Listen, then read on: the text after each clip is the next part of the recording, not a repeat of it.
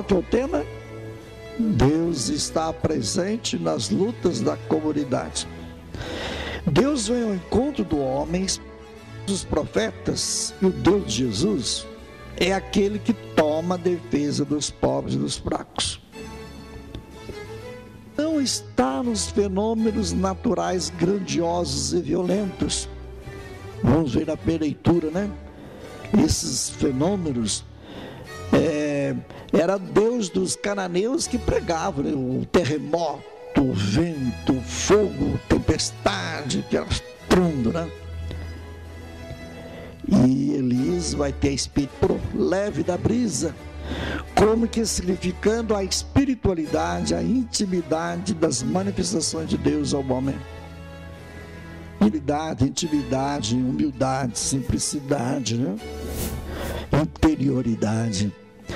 Então a comunidade cristã vive uma experiência atormentada, vivendo o Evangelho, as ondas, né? A noite, as ondas, né? O vento, né?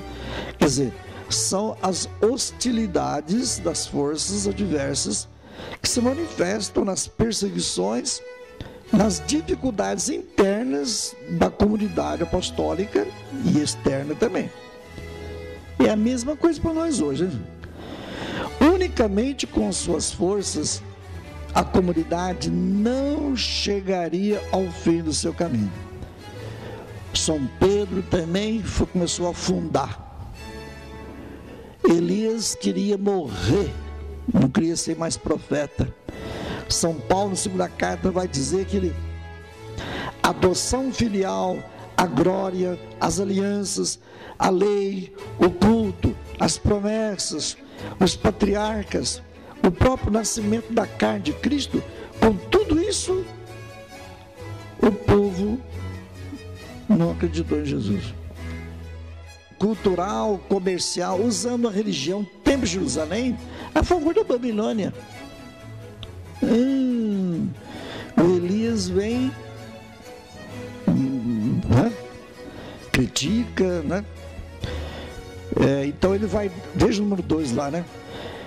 Elias vai livrar o reino de Israel da catástrofe nacional, da idolatria que sustentava e fomentava a exploração das massas populares sob o reinado de Acabe e Jezabel. Então, vocês sabem o fato, né? Aí o Elias vai alimentá-lo com misterioso alimento lá no Monte Horebe. Lembra que o Monte Horebe é Sinai, né? Lembrança, Moisés, é uma refontização. Elias está ensinando-nos o desespero da vida. Volte à fonte, volte ao Monte Sinai, da sua vida, dos mandamentos, etc. Javé, então, não está no furacão, etc., não está no fogo, não está no vento, né? Mas no murmúrio da brisa. Por quê, gente? O Deus dos cananeus era exatamente o fogo, o vento, a tempestade. Então, o escritor sacro não podia colocar Javé no fogo aí, nem no vento, nem no terremoto, porque era uma forma de expressar o Deus, né?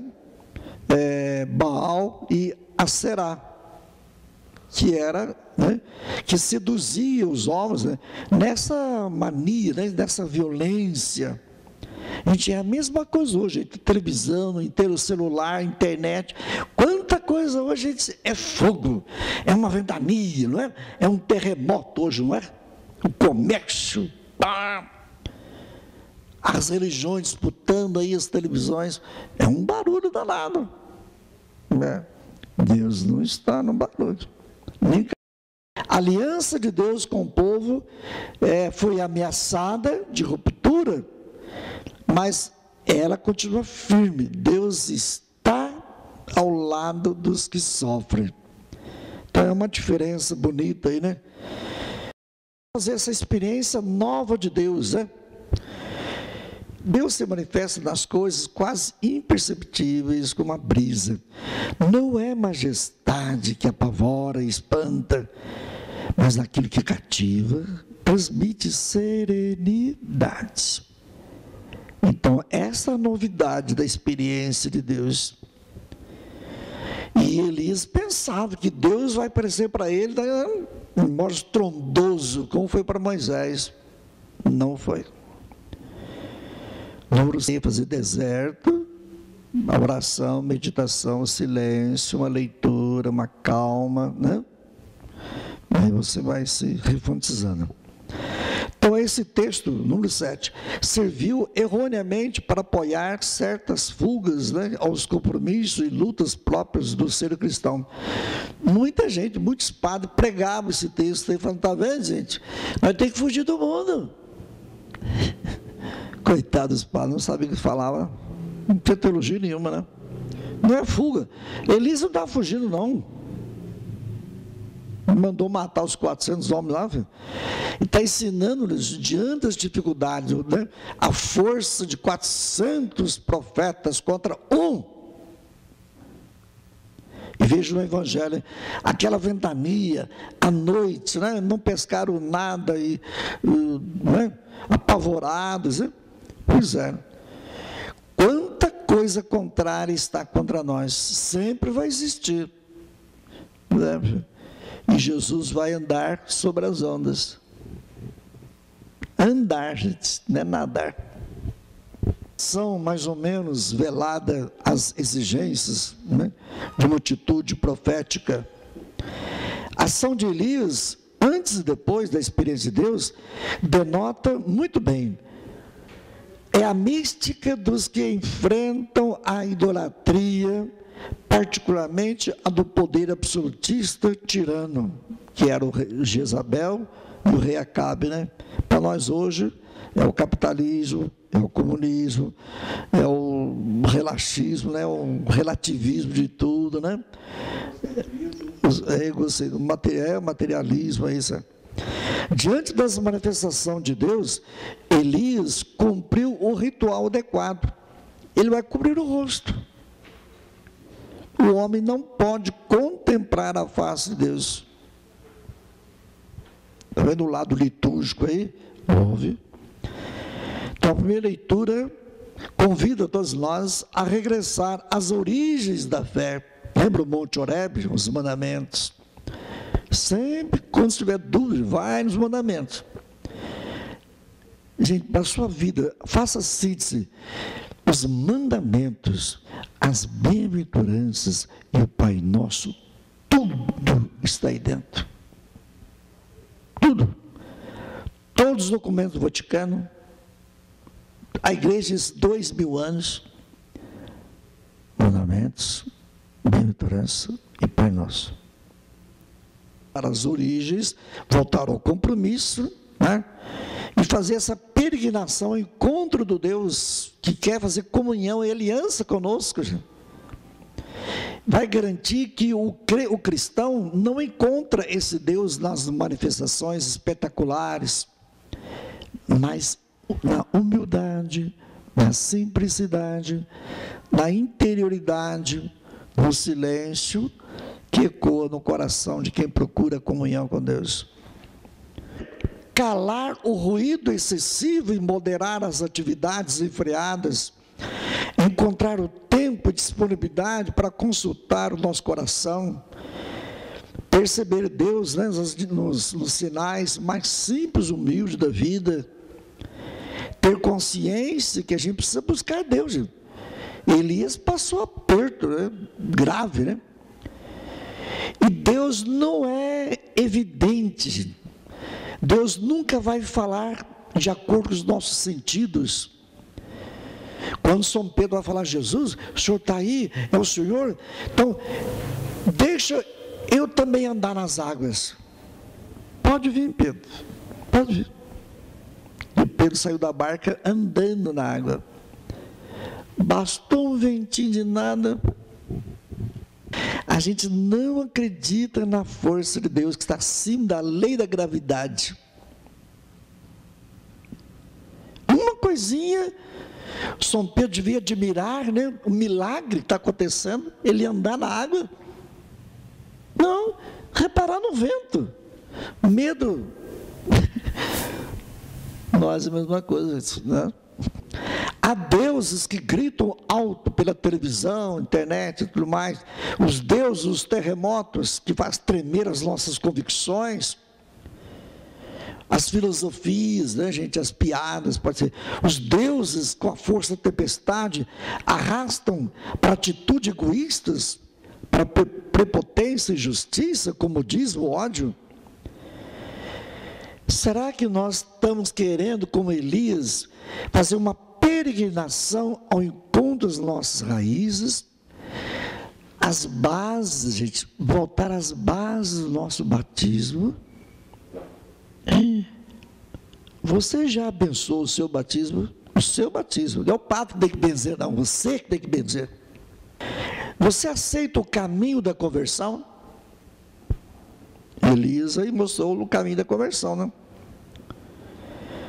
Portanto, a descoberta de Deus leva ao compromisso, a ação é o testemunho. Quem encontra o Deus da aliança vai comprometer-se com Ele. Então, gente, as pessoas que não se comprometem com o pastoral, com o evangelho, é sinal que elas não têm experiência de Deus. Quando nós erramos, é porque você não está no Monte Horebe, você está com medo, então não se arrisca. Elias arriscou, embora aparentemente aquela fuga dele, né, Monte Horebe, parecia fuga, mas não era. Ele foi refontizar-se como Moisés, para voltar a agir, né? Então, é necessário a gente fazer a experiência do Deus que está com os pobres, senão, filho. Então, é na interioridade, é no silêncio, né? Na brisa da vida. Ele diz assim que... Graças a Deus nós somos administradores, então nós temos que fazer um banquete da vida. Agora, se a gente não se converte a isso, é porque os nossos deuses, que não é o Deus Jesus, não é o Pai de Jesus Cristo, o nosso Deus que é barulho, que é terremoto, que é fogo, né? Quer ver acertar na loteria, quer, né? Se minha filha casasse com Von Braun, né? Roberto Carlos, sei lá o que. Todo mundo quer o show, todo mundo quer, né, o lado espetacular da vida. No Evangelho, Deus está presente nas lutas da comunidade. No trecho do domingo passado, vimos Jesus inaugurando com os pobres explorados uma nova humanidade. Lembre-se, gente, da didática. Jesus está levando o povo para a periferia, lá no lago de Genezaré, longe do centro de Jerusalém, do templo. É lá na periferia. Olha a didática, gente. Quanta gente pensa que é católica porque eu participo de uma missa e vou para o Aparecida do Norte. Isso aí não é lago de Genezaré, filho. Isso não é periferia. Isso é um centrão danado. Agora, transforma a Aparecida do Norte num lago de Genezaré. Vai ser difícil. Né? Você ir lá fazer questão, poxa, eu não conheço ninguém aqui nessa igreja, mas se todo mundo que está para o amor de Nossa Senhora, eu vou cumprimentar 1000 pessoas aqui agora. Eu vou ficar o dia inteiro cumprimentando 1000 pessoas. Lá, Jesus vai inaugurar com os pobres e explorados uma nova humanidade, onde o comércio é substituído pela partilha dos bens da criação. Lembra? Os apóstolos falaram: Jesus, nós não tem dinheiro, manda o povo embora para comprar. Jesus falou: dai-lhes vós mesmos. Dar, gente. Dar, você só pode dar aquilo que você tem. Vai dizer que você não tem a semente do pão do trigo. Vai dizer que você não tem, né, o ar para respirando aí, que você não tem o sol que está te iluminando. Então, partilhe aquilo que você tem. Do que sobra será capaz de matar a fome de tantos outros. No ano passado isso.